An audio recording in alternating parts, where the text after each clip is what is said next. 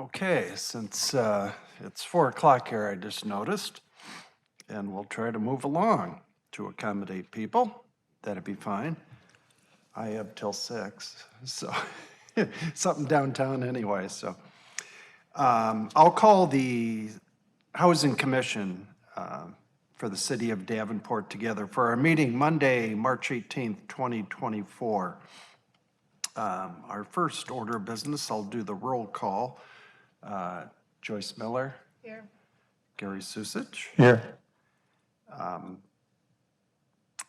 new person here. Tori. Sorry, here. Yes. Tori Stallings. Yes. I didn't say Lasasso, but it No. was at one time. I'll answer to that. Yeah. No, that's fine. And myself, Matt Wissing, I'm here. Our first order of business is our meeting, minutes from our meeting in February. I'll ask if there's any questions or corrections of the minutes. And then if nobody has any of those, I'll ask for a motion to approve those.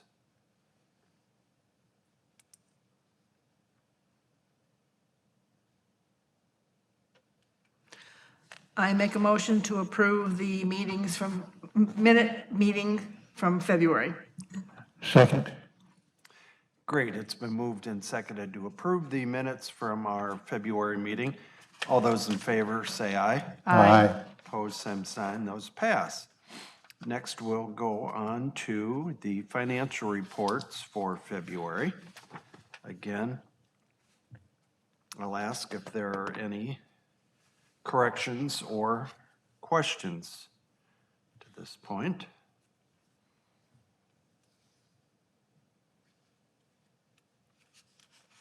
And I guess, I don't know, Malia, did you ever meet with Tori to kind of tell her how some of this stuff works? I was gonna, for instance, you might be curious as to, I remember asking this when I first got on, especially when we first started, how some of these are 100% already and we're not through the year. Well, those are things that they pay right up front. They pay everything like insurance and, it's mostly insurance and workers' compensation, stuff like that, that they know what the fixed cost is gonna be at the beginning of the year, so.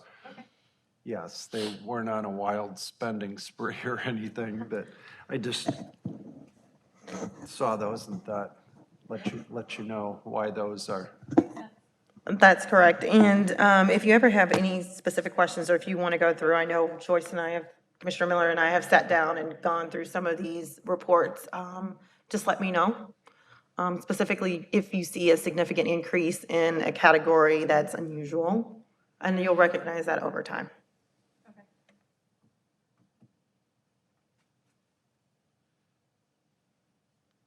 And these reports are prepared by our finance department.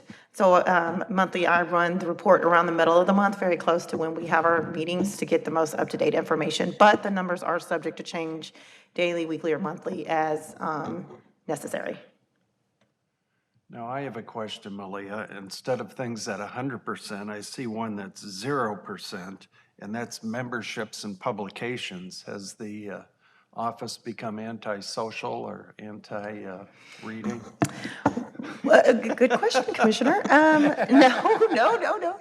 A lot of the HUD guidance we gather is free, right? A lot of the HUD trainings are That's free. always good. Yeah, so, and they put a lot of information out there specific to this program. If there are any memberships that I've, like, NARO would be one that a lot of housing authorities participate in. Bruce has encouraged me to look into it to see if it would be beneficial for us to participate in. So, but yes, we don't have anything budgeted as of now because a lot of our guidance is, in the training is free online through HUD Exchange. Good.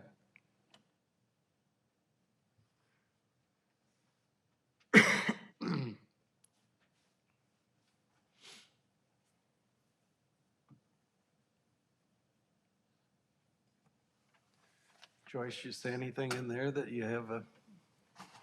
No, not really. I just still kind of question where finance comes up with some of their figures that they give Malaya for the report. Which one? She was asking which, Yeah, which one's your question, I guess? Basically, we've been going back and forth about office supplies.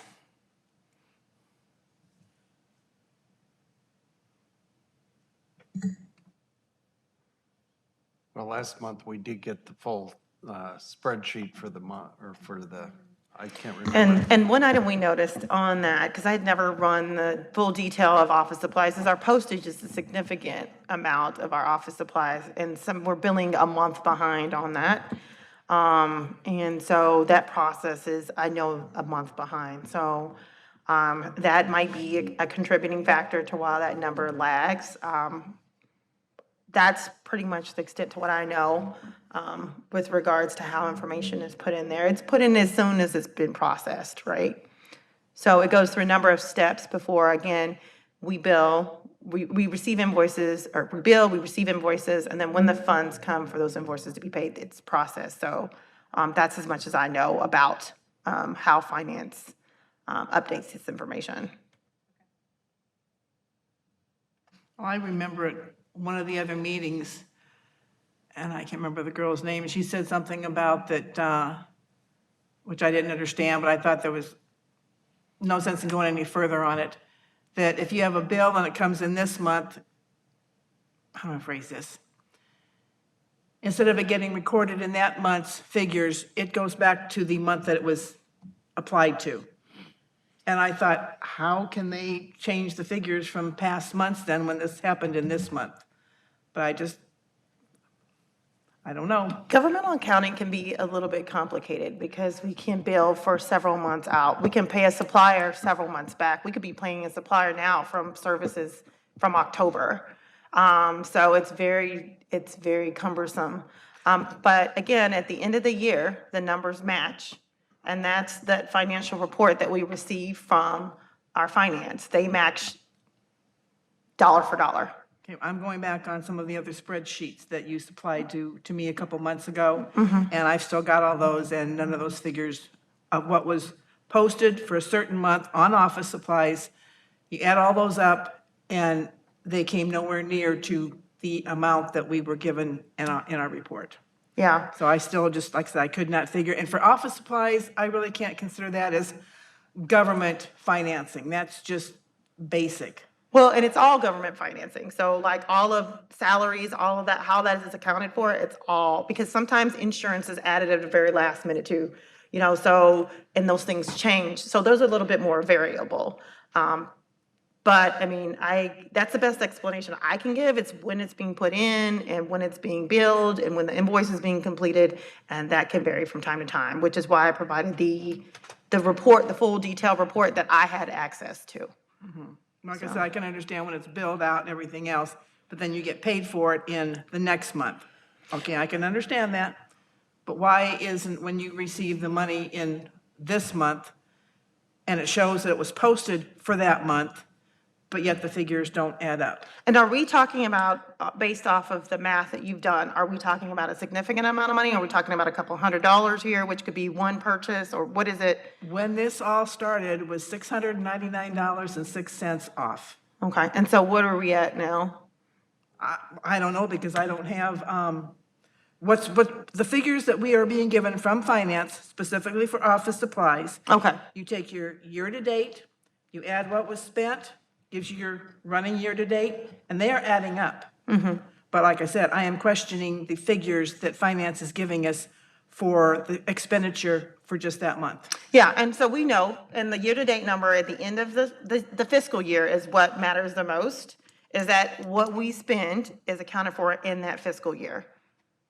And again, that's a finance question. I don't input these numbers, I simply report what's being input. But that's the explanation that I've been given. Look at for the end of the year detail because it should all match up. Okay, so that would be the end of June then. Correct, well, it's the end of June, but then they have to close out. So you're looking about August, and that will be available. Okay, so we will receive those numbers in August, but the figures should be as of the end of June. June 30th. Okay,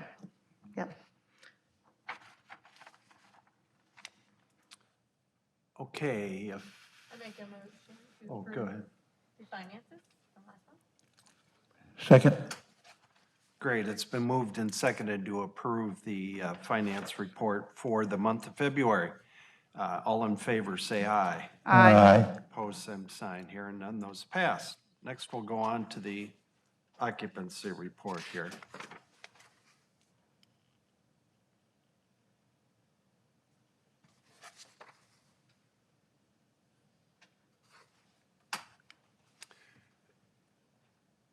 Joyce, this, or not Joyce, Malia. I'm looking at Joyce, but I meant to say Malia. Yes, At least I didn't call you Gary.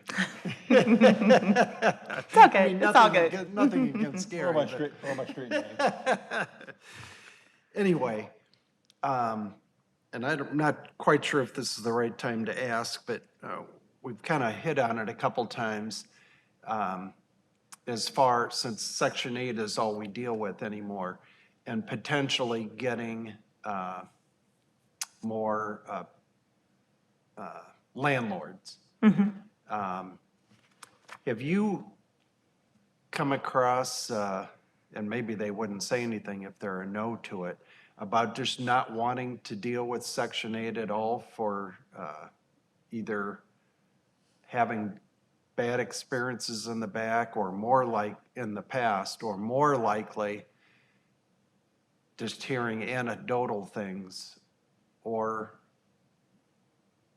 you know, just not wanting to deal with it? Well, go ahead, and then I'll tell you the reason I was asking. Sure. If I'm understanding you correctly, you want to know if we get, what is the response from landlords with regards to participating in Section 8? If it's negative, or landlords that leave the program, why they leave the program? Okay, so when I have a landlord that wants to leave the program, typically it's because someone has left a unit with such damage that their security deposit does not cover it. And what I generally say to them is, in the private market, this happens as well, right? We're well aware that people, it's a case-by-case basis, right? You have people go into a unit that they don't own, and sometimes they are destructive, and it's an unfortunate, and that can happen without any subsidy, right? We like to incentivize our landlords to participate in the program by being more of a mediator between the client and the landlord. So if the landlord believes that there is suspicious activity going on that could damage their property, they can request a special inspection. In which case, the tenant is aware that we, as the Section 8 program, only have to provide them with a 24-hour notice to go into the unit, right? So it's a benefit, that's one benefit. The other thing is, we are currently paying at 120% of fair market rate rent in this area, right? Significantly higher than what the market offers. I look at that as an incentive to participate in the program. A landlord has their right to screen the tenant as they see fit, as long as it does not violate any fair housing laws or equal housing opportunity. And we talk extensively about that, what you can ask and what you cannot ask on a application to not be discriminatory, right? And so a lot of times, if I'm having a landlord that's kind of on the fence of participating in the program, I want to address what their concerns are, and how we can work with them to get them to overcome those concerns. I mean, some things I can't change. We don't refer clients because that's bias, right? We can't say, well, we'll refer this family, but we won't refer. No, the information is available to everyone. You have the opportunity to screen them. You have the opportunity to do criminal background checks. You can require landlord checks. Those are the responsibilities of the landlord. All right, it's our responsibility to make sure that that housing unit is safe and it's decent, that you're getting paid on time. The tenant is in compliance with their family obligations as they sign as coming into the program. So, question, I know, and I don't know, maybe this is just for like buying homes, but I know in Illinois now, you cannot discriminate based on somebody's criminal background in Illinois. So I don't know if I was moving to that as well, or if that's, Our policy, our administrative plan will allow us to go 5 years into a national database. And yes, we can.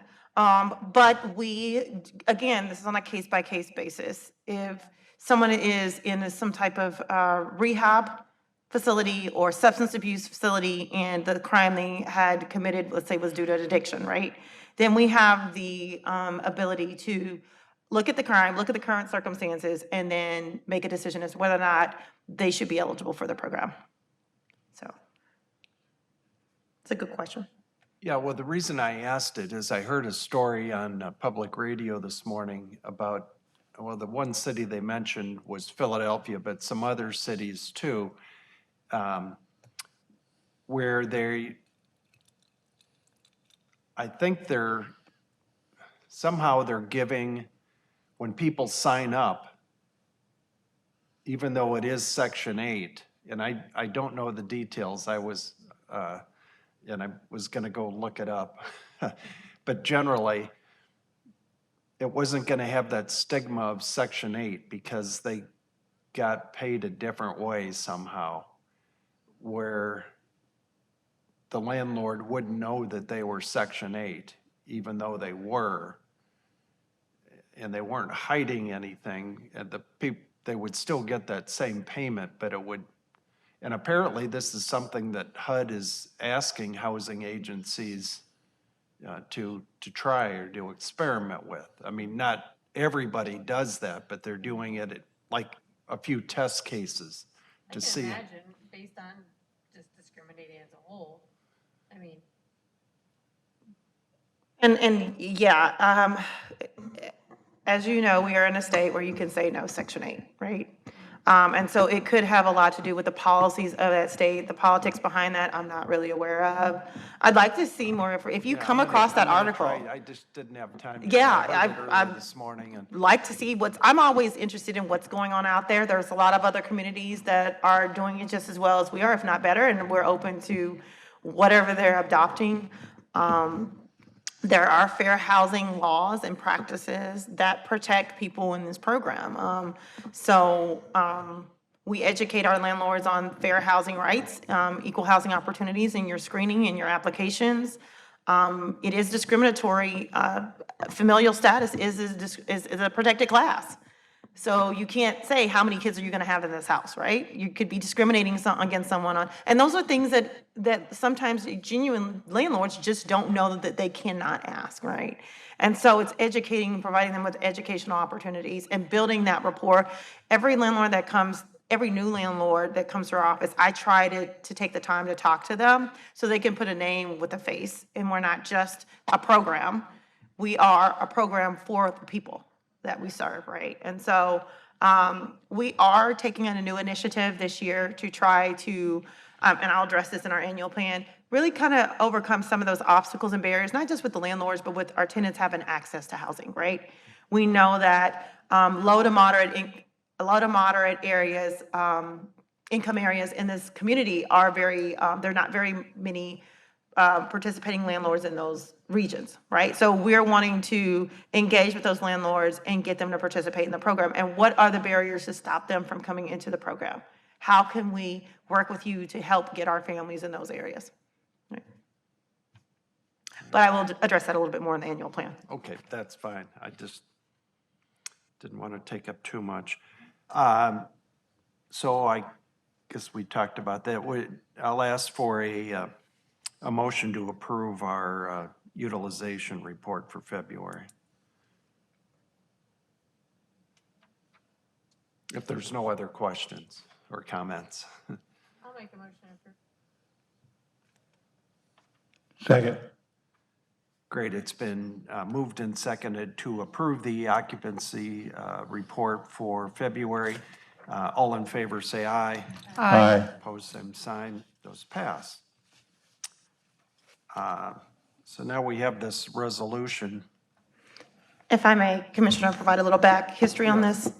So I apologize. HUD contacted us again and said, hey, there's a couple more documents we need to close out public housing. And for Commissioner Stoller, I know you weren't aware, you were not here when we closed out public housing, but it is a lengthy process. And as we are been working with HUD to get the documents they need to close it out, one of the things that they said that they did not have on file was our rejection of public housing funds for calendar year 2023. And as you know, we sold our units back in 2022. We just have to formalize, it's just another document. We have to formalize that we are actually rejecting the funds. We did not use any public housing funds. We did not apply for funds. And so we just need a chair's signature on that, so, and approval from the commission.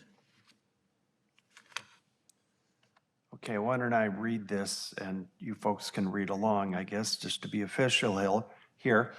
Resolution 2024-03, resolution rejecting public housing operating and capital fund grants for 2023. Whereas the city of Davenport administered the public housing program, which provided subsidized housing for quality households in Davenport, Iowa, until the fall of 2022, when the properties were conveyed to several nonprofit affordable housing agencies. And whereas in September 2023, the Davenport Housing Commission approved a resolution to officially close out this program as required by the U.S. Department of Housing and Urban Development, HUD. And whereas in November of 2023, HUD asked that the city of Davenport also formally reject the 2024 Public Housing Capital and Operating Funds, which are grants that HUD annually provides to housing authorities operating public housing programs. And whereas in February 2024, HUD asked that the city of Davenport also formally reject the 2023 Public Housing Capital Funds. Now, therefore, be it resolved that the Davenport Housing Commission hereby rejects the HUD's Public Housing Operating and Funds Grant for 2023, adopted this 18th day of March, 2024. So does anybody have any questions on that?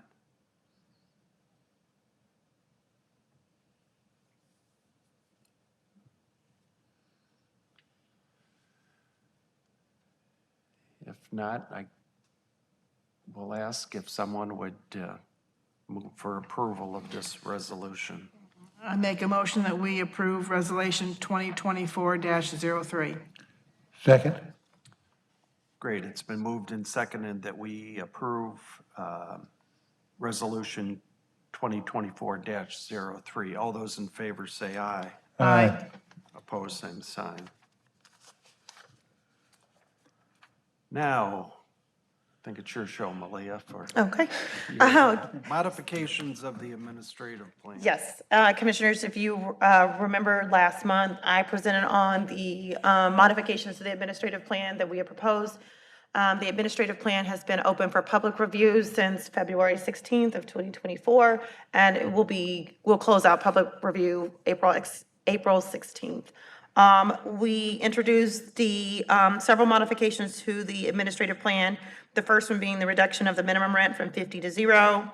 And then our preferences, there were several preferences that we needed to have changed for our administrative plan to better serve the community. And one of those was displacement due to housing authority insufficient funding, the displaced tenants due to code enforcement or federally declared natural disaster, an addition of the VAWA Violence Against Women Act as a preference, and homelessness as a Davenport residency preference, and our foster to youth independence, in which a foster to youth participant would transition from a FYI voucher at the end of their term to a regular voucher. And then finally, increasing the voucher size for households that have children over the age of 6 that are of the opposite genders. And so I am requesting that the Housing Commission vote to approve or reject these modifications at this time.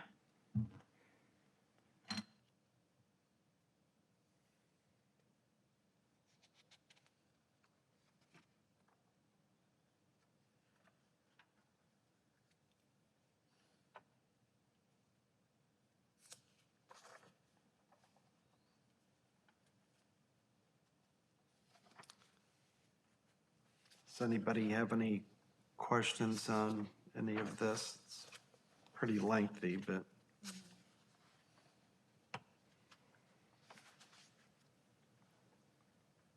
So how many, do we approve it all at once, or do we approve each one individually? Or is it all in one? Depends on how you guys, we could go one by one and get approval, or everyone, if everyone doesn't dispute, no one disputes it, then we can approve it all at once.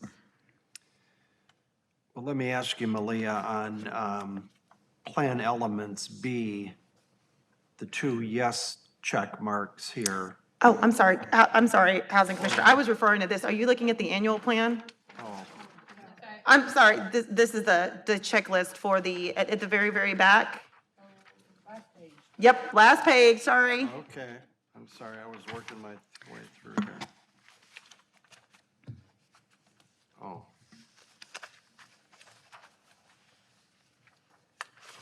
That's why I was looking through the report and like. I apologize, I sorry. meant to put it in order and I'm sorry. All right.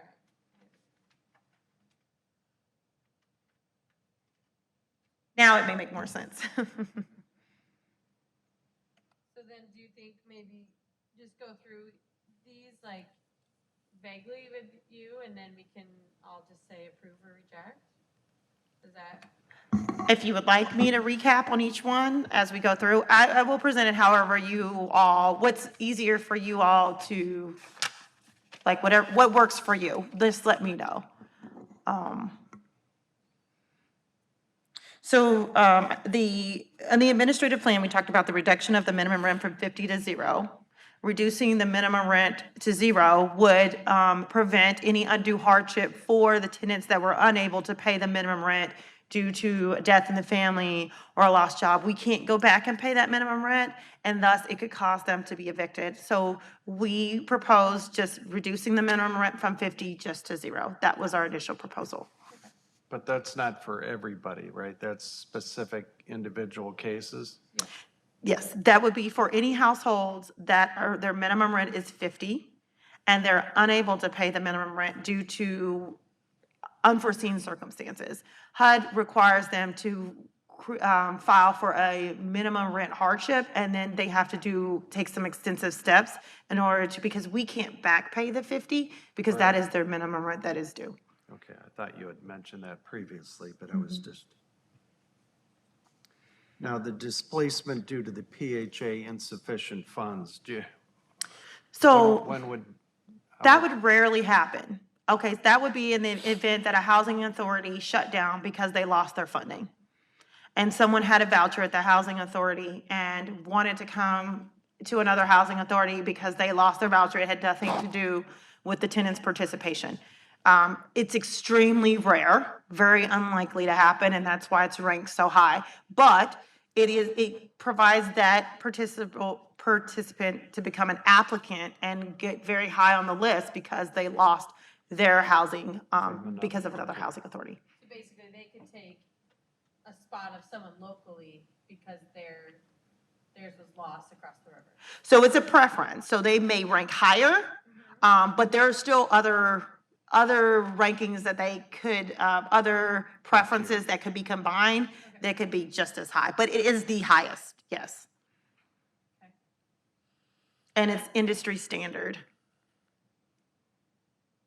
And it's an industry standard that it's, That it would be that high, yeah. It's just more or less a courtesy, like another housing authority. And what I would understand would happen is another housing authority would say, we're about to lose our housing in Waterloo. We have a participant that would like to come to Davenport. They're, maybe they're not eligible for porting or we're not accepting ports at this time. They would like to have access to your wait list. Okay. And again, this is just a preference on, all of these just get people higher or preferences on the wait list. They still have to be screened for eligibility and all that, all the other steps that take place when someone is being admitted into the program.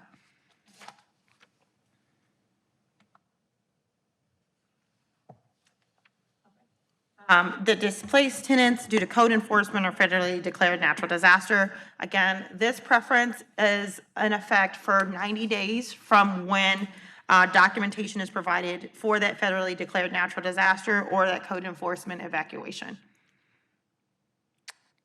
And then the Violence Against Women Act, which is and I will tell you, the displaced tenants due to code enforcement evacuation or federally declared natural disaster is becoming an industry practice per NAMA-K.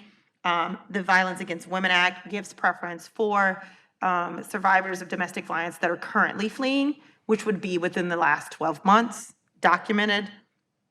The homeless preference gives Davenport residency preference for homeless individuals that can provide verification that they were homeless at the time they submitted an application.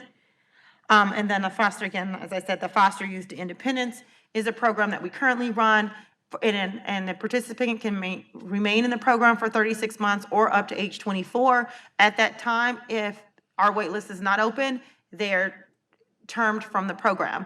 With the addition of the preference to where we can add them back to the wait list, they can be transitioned to a regular voucher if they're in good standing within the program. And just as a reminder, the veterans thing is kind of a separate pool of completely money. separate. Right, that's what I thought, but I Yeah. just wanted to make sure. Yeah. Got it. Should we do this as a Oh, One go quick ahead. question on that FYI, you said they had to be like 36 months or up to what age? 24. Okay, thanks. Yep.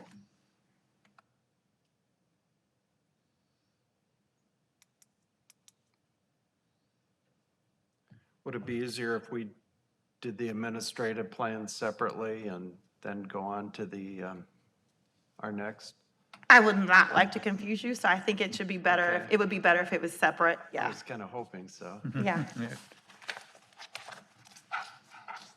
Okay, if no one has any other questions, I'll ask for a motion to approve the administrative plan here. I motion to approve the administration plan. Second.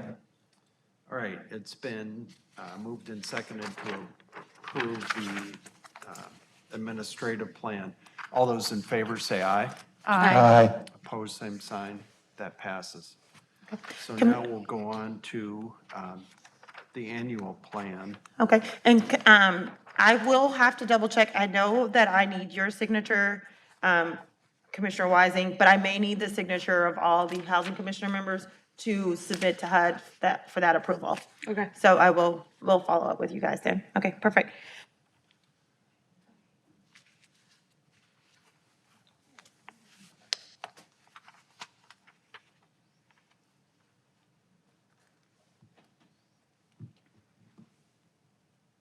I know I feel a little long-winded, so I'm gonna try to be quick.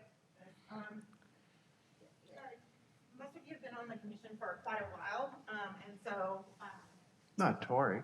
Oh, with the exception of Commissioner Stoller. And so, you may be familiar with what the annual plan is. The annual plan is basically a checking tool for HUD with the housing authorities. And so it is something that we prepare every year. It's something that's fairly new to me, but it helps with us to strategize and look at what the needs of our housing authority are. And so every year, I think we're gonna have, moving forward, I think we're gonna have a recap of what the annual plan was the year before, and then what our annual plan will look like for the next fiscal year. I'm sorry, calendar year. HUD runs, just so you know, HUD runs on a calendar year, the city runs on a fiscal year. So you may hear, I may intertwine that a little bit, so not to confuse you a little bit more with what I'm presenting. Okay, sorry about, again, the font and how small this is. So as I mentioned earlier, the annual plan is our comprehensive guide to help us develop our policies, our programs and operations, and it serves as a strategic planning tool. HUD wants to know, what are the goals of your organization? What are the goals of your housing authority? Everyone should have goals, right? And then how does that fit into the bigger plan of the organization you're working with? And so the annual plan will generally include all program updates, like our payment standards, our resolutions. Those will all be part of what I will submit to HUD with our annual plan. Any proposals for the administrative plan that we change, that will be typed up in a document and provided to HUD as well. And so HUD wants to make sure that we meet within, like, we meet the goals of our program, and then overall, we meet within the goals of the city. Okay? Okay. Annual plan versus administrative plan. Like I said to Commissioner Wising, not to be confused with the administrative plan. The administrative plan, for lack of a better phrase, is like our Bible, right? It integrates all of our guidelines that are consistent with HUD requirements, all right? So there are a lot of policies in the administrative plan that we are required to comply with, and then there are policies that we can add that are specific to our local housing authority. And again, it ensures our compliance with fair housing and industry best practices, and then reaffirms our commitment to equal housing for our community and incorporates our local policies and our preferences. So you have your annual plan, which is your strategic tool to align your goals within the goals of the organization you work with. And you have your administrative plan, which is more like your formal policies and procedures in which you comply with fair housing practices and equal opportunity. Okay, so the two are very different, but if you have changes in your administrative plan, they have to go into your annual plan, right? And you have to provide HUD with a synopsis of what those changes are. Does that make sense? Okay, perfect. Okay, and again, you have to have a mission statement, which for many of you, you may not be aware. When I got here, I couldn't find the mission statement. So we had to make sure we had a mission statement that suits our purpose, bigger picture, how we're assisting people in the community. And our mission is to provide safe, decent, and sanitary housing conditions for families and to manage our resources effectively. And the Davenport Housing Authority seeks to promote personal, economic, and social upward mobility and provide families the opportunity to make the transition from subsidized to non-subsidized housing. Right? Pretty broad for the most part. All right, so our goals and objectives, this is the meat and potatoes of what our annual plan is, right? So what are we looking forward to doing in fiscal or calendar, I told you I get them confused. Calendar year 24. Our biggest initiative is to become more customer focused, right? Centering on the needs of the people that we serve. What does this mean? Well, accessing resources. So we know that housing is one element to helping people become more stabilized, right? If there are other resources out there in the community, say, when back to school coats, right? That happens a couple of times a year. Making sure that our clients have access to that type of information. Food pantries, everything that we can have access to, and it means engaging more with our community partners to find out what services that they provide. So that's one thing that I want us to focus on, getting more engaged with the community to know what they do and what they have to offer the people we serve, right? And again, some of our clients may be familiar, but we also have people coming into the community who don't have that, who don't have access to that information, and really just breaking down the barrier for them. We also want to continue to improve upon the quality of available housing, right? And as I mentioned earlier, one of those is the low to moderate income areas in the community. Very, very, very, very, very few participating landlords in those low to mod areas. And we want people to have the ability to move to good quality homes, right? Good quality units. And so we have to work on our sales pitch to landlords. We have to work on our response, getting information to them quickly and engaging with them, providing them access to enter their information. And one of the things that we're looking at this summer is creating a map through our website where landlords can actually put information about their property on a GIS map, and tenants can go get access through our website to look at the map. And when they click over it, then they will see a description of the property. It will tell them the security deposit, what rent is, what utilities are covered, if pets are allowed. And this is one way to break the barrier of access to affordable housing, because we all know that sometimes it's difficult for our clients to get here to City Hall to access the information that we have on a PDF, right? But we know most people have access to the internet in some form or another, right? Where you can get free Wi-Fi from. So we want to be able to provide live access to units on demand, right? And so that's something that I'm working to be able to get going. So we're in the works on that. We're working diligently to kind of get that up by the end of the summer. But that's one of our goals. And then ensuring compliance with equal opportunity and fair housing practices. And as I mentioned earlier, we're having those conversations with landlords, it's not just landlords, it's making tenants aware that it's not okay for landlords to ask you these questions. And when you are coming into contact with someone, sometimes it's intimidating. You want to rent a unit, so you answer it, right? Because you feel like you have to answer it. But it's really knowing your rights as a tenant, you knowing your rights as a landlord, and really empowering both sides, right? And so that they are aware of what should happen and what should not happen. And so we're really putting an emphasis on that this year. I know we've changed around our HCV briefing. I know Commissioner Miller, you've gone to the briefing before, and Commissioner Sussick, and we talked extensively about fair housing practices and equal housing opportunities, right? And so that's one of the things we'll be pushing. Again, as I mentioned earlier, reducing those barriers that impact accessibility to housing for our participants in our program, and making sure that people get housed. We're in the business of housing people. So how can we make it easier for people to find housing? And then enhance our quality control measures to maintain a high performer status. And for some reason, maybe it's hidden. So what does high performer status mean? So you got an annual plan, right? And it says that we are a high performer status. Well, high performance status means that based off of the reports that HUD runs from the information we put in, very few errors, right? We're meeting our deadlines when we need to meet. And it's correlated to the CMAP. And you'll hear me talk about that a little closer to when we get, which is a Section 8 Management and Access Performance Review. And so the CMAP is generally, it's for the whole fiscal year, so it ends June 30th, and then we report on it in August. So as the closer we get to August, you'll hear me say that again. Let's talk about the CMAP. What are the performance indicators on the CMAP, and how does it relate to the annual plan?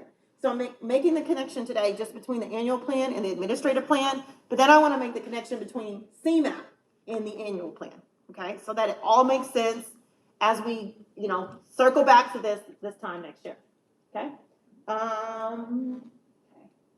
All right, and then the timelines, right? Because HUD just is so great with giving you a whole lot of time to get things passed. So back in February, we put our administrative plan out for public comment. It's still open for public comment. It will be open until April 16th.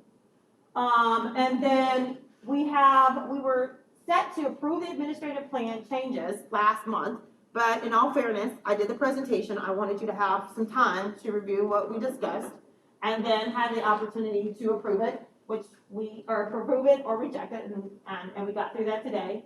And then the annual plan. So it sent the annual plan last week. It's also been on our website. Again, does not provide as much information as you would think HUD would require, but HUD says it's up to you, or me rather, as a director, to provide that information to you. You set your goals. We just want to know that you have goals. So tell us what your goals are. And that's why you just see what the goals are listed on the annual plan. It's pretty much just a checking the box for HUD, but they leave the responsibility on the director of the housing authority to go through and explain to your housing commission or your board what your goals are. So this will be something that we will visit every year around this time, and we will look at what these goals are next year. It'll be last year, and then we'll look at what our new goals are, and we'll look at what we've achieved. Okay. And that satisfies the requirement for HUD, and then that keeps you as a housing commission in the loop of what we as a housing authority are working to attain. Malia, have you heard from anybody in the public, either how to access it or have any comments or criticisms or? No, and we have, and I have put it on our website, how to access it. It's on there, like you just have to click the administrative plan. And we have a binder of the administrative plan available 8 to 5, Monday through Friday. So, and it's available. I mean, like if anyone calls and wants to see it, if they have questions about it, I'm there to answer it, but again, I don't think most people know what it's for, so I feel like I do a lot of time educating people. Well, what is an administrative plan? Well, it's your standard operating procedure, right? In business terms, it's your SOP, right? It's how you run your housing authority, essentially. From the minute you get an application to screening that application, approving that application, doing that inspection, determining if someone is eligible, how you run your special programs. It's the whole gamut, which is why it's like 500 pages, right? Great bedtime reading. But it's my responsibility as a housing authority director to know the ins and outs and where to access it. I don't know everything in it. I'm telling you, I don't. But I know how to access information if I need to know about something. I know where to find it. So, yeah, I have not received anything, and someone can challenge it in writing, by email. They can challenge it in person. So, Okay, I just thought I'd ask while we're on that part. of course. So this just kind of gives you, today is where I'd like, I think I need your signature, Matt, but I need a full approval on the administrative plan. I think I better. Sorry, I apologize. Or I think next month I'll come up with a resolution. I think I have to have a resolution to approve it. But I did not want to bring it before you without having the opportunity to explain to you what it is. Because otherwise, it's just another document that I'm asking you to sign. What does it really mean in the big thing of things? Well, what it means is that you need to have goals, you need to be on target with those goals, and you need to be accountable. And this is how HUD makes us accountable. And they make us accountable to our housing commission to review it, and they make me accountable by presenting the information to you. So. That is it. And then this is how you would access the administrative plan and the annual plan. So it no longer says administrative plan, it says housing choice voucher, administrative plan, and annual plan. So, and it's just this right here.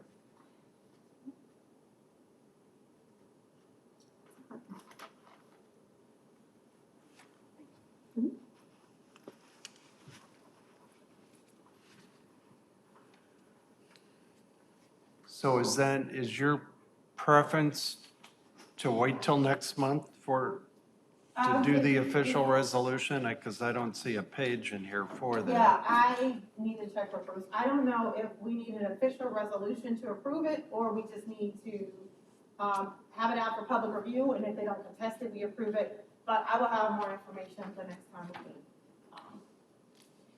on that. So if we want to wait on that until I have, more guidance from either our HUD rep or Bruce, what they've done in the past. Because I did not find any resolutions.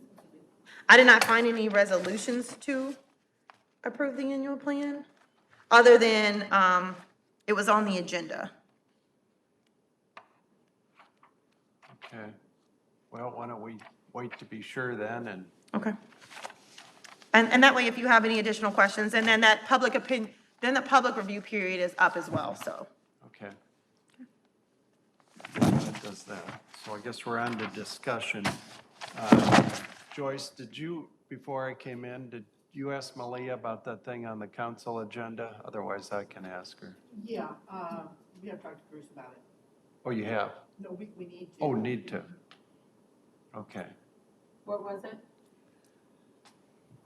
On Wednesday night's agenda for the city council meeting, there are some resolutions that are coming up that I wasn't quite sure what they were. They said it has to be something that comes up every 5 years, which 5 years ago I wasn't on the council. I asked Matt if he was, and he really didn't know about it. But it's the approving an intergovernmental agreement with the city of Davenport, Moline, and Rock Island.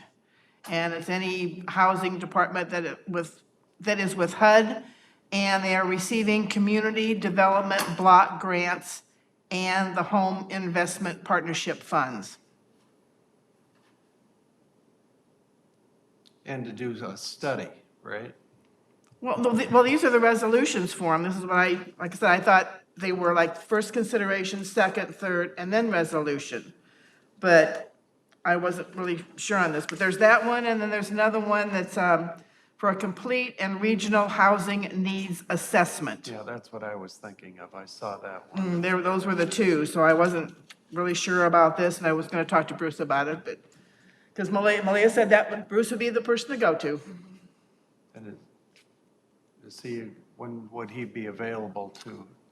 I can ask him at the next meeting. Would you like to discuss at the next meeting, or are you wanting an answer prior Well, to that? I'd like to hear, I think he's he was out of He's back in the office because today, I- but I don't know if he's I still know some here or people not. that he will Yeah. Anyway. See, these are resolutions that they're going to either vote on or table or something this Wednesday night. And this is the first time it's come up, so I'm like, Yeah, I mean, we could definitely check after the meeting and see if he's available. He's usually here till 5.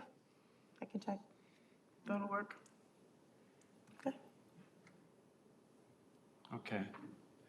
Well, does anybody else have any questions or anything? Otherwise, it looks like our. I did have Oh, a sure. question for Malia in regards to the HUD assessment papers that you sent to us. Yes, the monitoring review. Yeah. Okay, well, so the last PHA plan on file was approved in 2020. And that the corrective action that you can send both the 2023 and 24 plans, they can be combined, since the 24 plan is due by April 17th. So I just want to check, are you on schedule to get both those years' plans into them? So that's what I need approval for. So it's been out for public review. It will end on the 16th. Okay. I'll let the commission know. If we are approving it now and all I need is, I'd say let's go for it and decide if we're approving it and then I can get signatures. Because I presented it, I provided it to you for review. And if you don't have any follow-up questions, we can move forward and review, but that is the combined 23 and 2024 annual plan.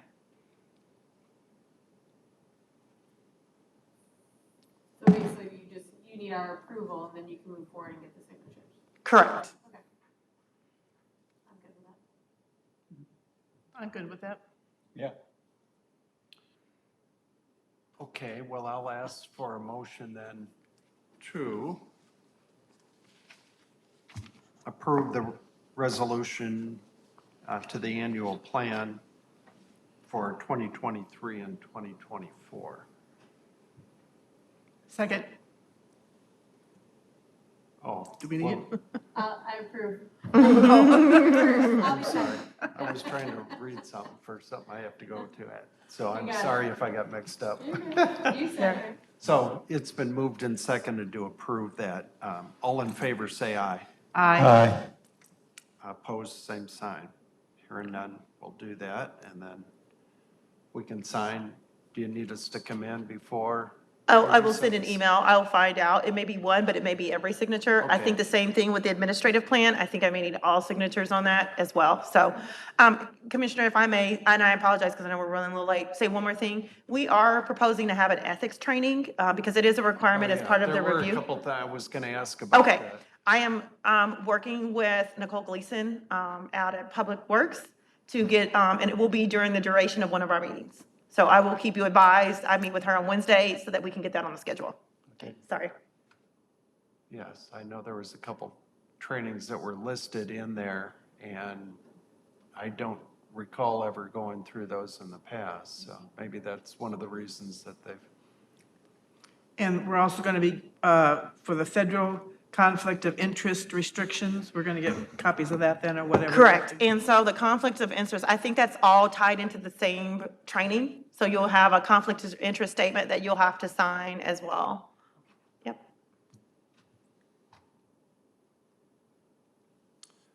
okay.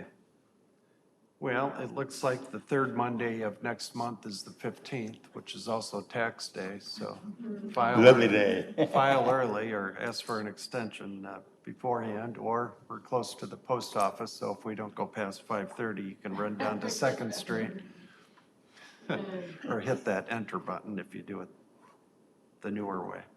Is it the 15th? Yeah. Sounds good.